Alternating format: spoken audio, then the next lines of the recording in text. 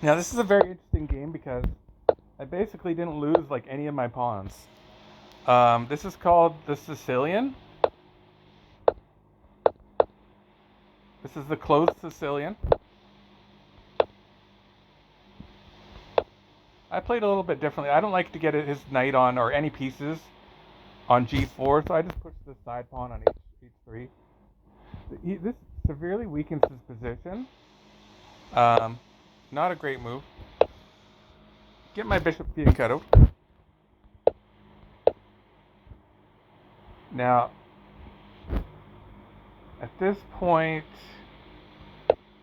I'm just going to defend the pawn. I'm going to castle on the king side anyways. Here, I have an idea that if I get this pawn here, it is doubled, but the thing is, I'm going to get this pawn here, and he's not going to be able to move any of his pawns. When he goes here, he actually gets rid of my doubled pawns. Now I have a nice pawn structure on the queen side. This looks like a scary move. I go here and hit the rook. Use that h pawn. Just trying to get rid of the h pawn here. Take, take.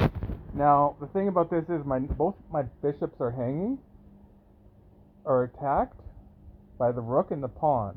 So I can actually take with the knight, which also defends my other bishop. Here, I just take another pawn. I'm just winning a bunch of pawns here. He's giving me all of his pawns. Get my king to a better square. My king's kind of in an awkward square. But he hasn't castled either, so... Now I'm going to go here. My idea is that if he takes with the bishop, I can take back with the pawn, and then I'm hitting the rook on a8. So here, check. Let's get my king to a better square. Here he just blunders another pawn. Take, take, take. Attack that bishop. Get my rook on the g file here. Get my queen on the h file. Take a free pawn. So I've won like all of his pawns now, and he's really not defending his pawns very well. Here's a discovered attack on my queen, but the thing is his knight is not defended, so I can just take his knight. He takes, and I take back with the pawn. Moves the rook. Here I just fork his rook and his queen. I was expecting a move like a2, queen takes a2.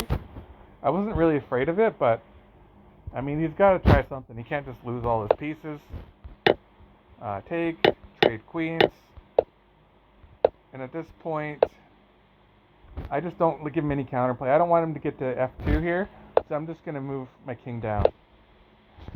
Now, if I let him, he's going to come in on the d file, on d6, on the dark square.